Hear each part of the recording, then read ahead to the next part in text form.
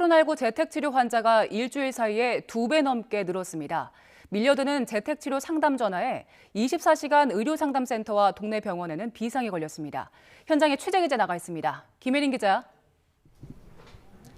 네, 서울 양천구 서남병원에 나와 있습니다. 네, 지금 김 기자 뒤로 의료진들이 상담 업무를 계속 진행하고 있는 것 같은데 현장 분위기 어떻습니까?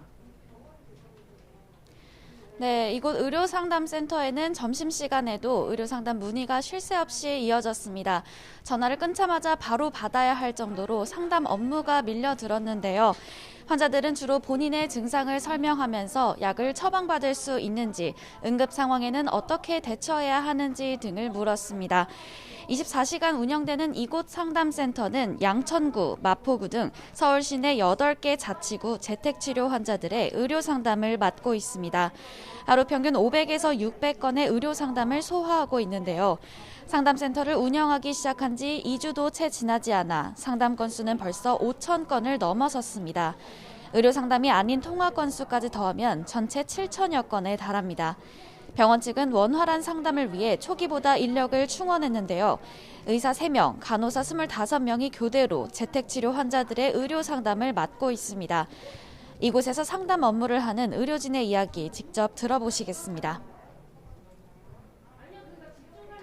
정말 응급하게 이제 그 호흡곤란 같은 증상을 호소하는 경우가 있었어요. 그런 경우 이제 119 구조 대원하고 연락을 해서 그분들이 상황 모니터링을 하고 저희는 바로 이제 응급 병상을 해서 바로 이렇게 병원으로 입원해서 이게 빠른 조치를 할 수 있었을 때.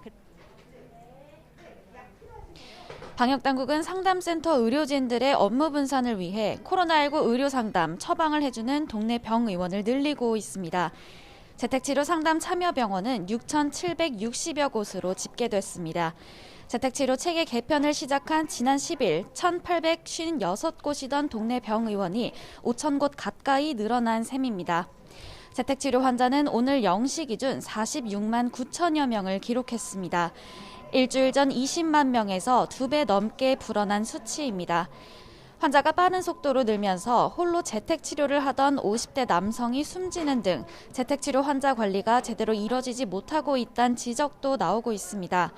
방역당국은 재택치료 관리 의료기관을 확충해 대응 역량을 늘리겠다는 방침인데 빠르게 불어나는 환자 수를 감당할 수 있을지 우려가 커지는 상황입니다.